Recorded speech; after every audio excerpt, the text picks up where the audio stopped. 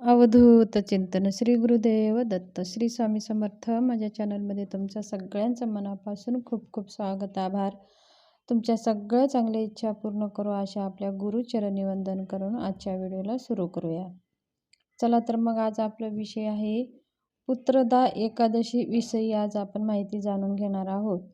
नावच आहे पुत्रदा, म्हणजे पुत्रप्राप्तीसाठी, संतान प्राप्तीसाठी आणि मुलांच्या प्रगतीसाठी ही सेवा आईने आवर्जून करावी.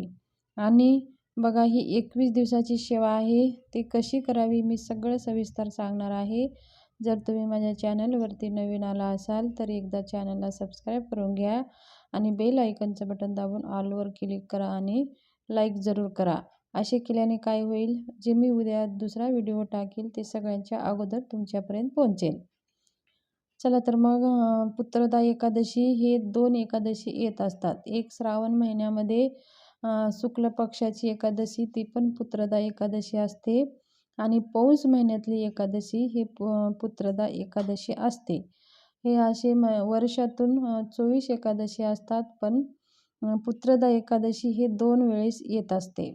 तर पुत्रदा एकादशीची विषयी थोडीशी आपण माहिती जाणून घेऊया आणि सेवा कशी करायची ते मी पुढे तुम्हाला सांगते. बघा, हे 2 एकादशी येत असतात. 2024मध्ये हे एकादशी कधी येणार आहे ते मी सांगते. 2024 पौष महिन्यामध्ये एकादशी आहे. 21 तारखेला पुत्रदा एकादशी आहे, 21 जानेवारीमध्ये. तर एकादशी हे ह्या दिवशी आपण एकादशीचे व्रत एक विशेष व्रत मानले जाते. या एकादशीचे महत्त्व शास्त्रात सांगितले आहे.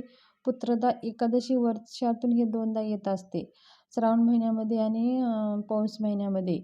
ह्या दोन्ही एकादशीचं समान महत्त्व आहे. पुत्रदा एकादशीचे व्रत केल्याने ज्यांना पुत्र नाही त्या जोडप्याने ह्या पुत्रप्राप्तीसाठी आणि सुखप्राप्तीसाठी आणि मुलांच्या दीर्घ आयुष्यासाठी आणि आनंदी आयुष्यासाठी हे व्रत आपण करायचे असतात. एका वर्षामध्ये 2 पुत्रदा एकादशी येत असते. मग श्रावण मासमध्ये एक येते आणि पौष मास महिन्यामध्ये ही एकादशी येत असते. म्हणून ह्या एकादशीचं खूप काही महत्त्व आहे. पुत्रदा एकादशीचे व्रत केवळ पुत्रप्राप्तीसाठीच नाही, तर आपण आपल्या मुलांच्या प्रगतीसाठी सुद्धा केले जाते. पौराणिक परंपरेनुसार एकादशीचे व्रत आवश्यक करावे. ह्या दिवशी ज्या व्यक्तीला धन, संतती, स्वर्ग, मोक्ष काही मिळायचे असेल तर त्याने हे व्रत आवर्जून करावे.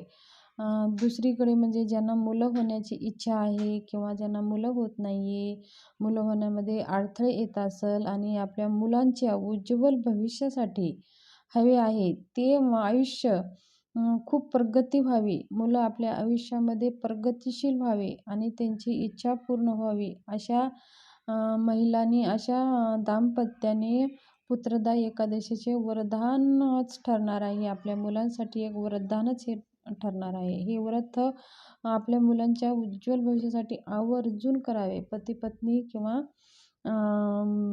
पतीला जर शक्य होत नसेल तर पत्नी केले तरी चालेल आणि दोन्ही जोडप्याने करून भगवान श्रीहरीला जर आपण विनंती केली तर आपल्या मुलांची उज्ज्वल भविष्य तर होणारच होणार आणि मुलं आपले आयुष्यात कधीही मागे फिरून बघणार नाही, यशाची पायरी चढतच राहणार. म्हणून एवढं महत्त्व आहे ह्या पुत्रदा एकादशीचे.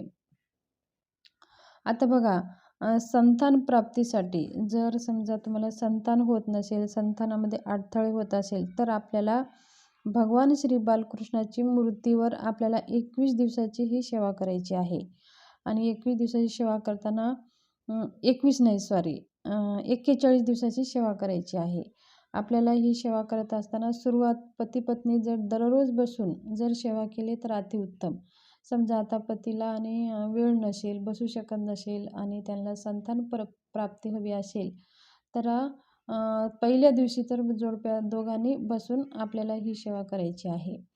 आणि पहिल्या दिवशी संकल्प करायचा आहे आणि आपण 41 दिवसासाठी ही सेवा करतोय म्हणून तुमचं नाव गोत्र सांगून तुमची इच्छा संतान प्राप्तीसाठी ही सेवा करायचं आहे म्हणून भगवान श्रीहरी म्हणजे बालकृष्णाच्या मूर्तीवर ही सेवा आपल्याला करायची आहे 41 दिवसाची.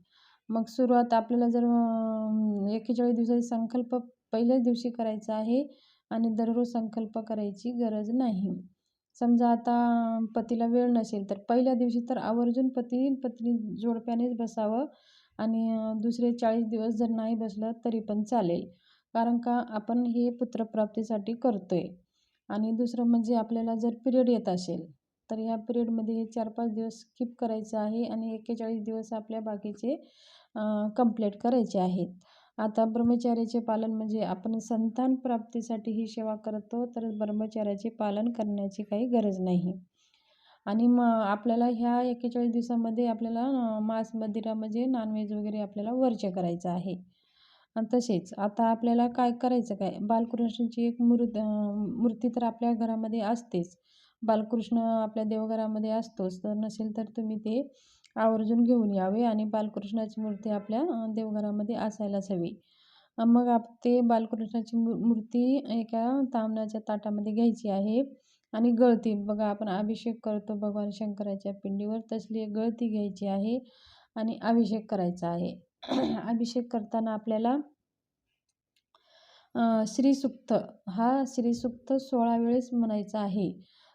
श्रीसूक्त 16 वेळेस पाठ झाल्याच्या नंतर आपल्याला एक वेळेस नाही नाही सॉरी 16 वेळेस पुरुष सूक्त म्हणायचं आहे. 16 वेळेस पुरुष सूक्त म्हणायचं आहे. श्रीसूक्त फक्त एकच वेळेस म्हणायचं आहे. तर आपल्याला 16 वेळेस पुरुष सूक्त, 1 वेळेस श्रीसूक्त आणि 1 माळ म्हणजे 108 वेळा गोपाळ संतान प्राप्ती मंत्र हे आपल्या नित्यसेवेमध्ये तुम्हाला भेटून जाईल. हा मंत्र आपल्याला 1 माळ जरूर करायचा आहे. गोपाल संतान प्राप्ती मंत्र नित्यसेवामध्ये आहे. नसेल तर मग तुम्ही Googleवर सर्च करू शकता. तर ह्या मंत्राचं आपल्याला 108 वेळेस म्हणायचं आहे आणि आपली गळती भगवान बालकृष्णाच्या मूर्तीवर गळती चालूच ठेवायची आहे. अभिषेक चालूच ठेवायचा आहे. मग ही सेवा झाल्याच्या नंतर आपल्याला ते तीर्थ दोघांनी पती-पत्नींनी अर्ध-अर्ध घ्यायचं आहे. दुसऱ्यांना कुणाला द्यायचं नाही. ते संतान प्राप्तीसाठी तीर्थ आहे आणि आपल्याला संतान प्राप्ती व्हावं म्हणून ते तीर्थ घेत आहोत आणि संकल्प करताना सुद्धा आपल्याला संतान प्राप्ती व्हावं म्हणूनच संकल्प करायचा असतो. म्हणून ते तीर्थ पती-पत्नींनी घ्यायचा असतो. समजा आता पती पहिल्या दिवशी बसले आणि दुसऱ्या दिवशी नाही बसले.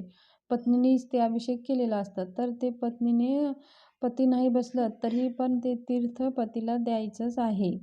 आणि ते दोघांनी मिळूनच घरामध्ये आपल्याला ते तीर्थ आपल्याला घ्यायचं आहे. अशा प्रकारे आपल्याला संतान प्राप्ती होणार म्हणजे 100% तुम्हाला रिझल्ट येईल.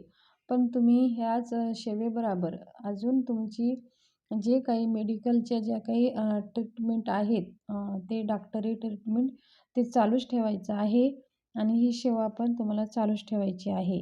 नाहीतर मग तुम्ही सेवा करून मग दवाखाने ट्रीटमेंट नाही केले तर तुम्हाला दोघांचं पण रिझल्ट आपल्याला येतं. जसं दवा आणि दुवा ह्या दोघांचा जर मिळून झालं तर पुत्रप्राप्तीसाठी कोणतेही अडथळे येणार नाहीत आणि तुमच्या मनासारखं पुत्रप्राप्ती होईल आणि तुमच्या म्हणजे आपल्या मुलं बघा चांगले मुलं व्हावं ही सुद्धा भगवंताची कृपा असते.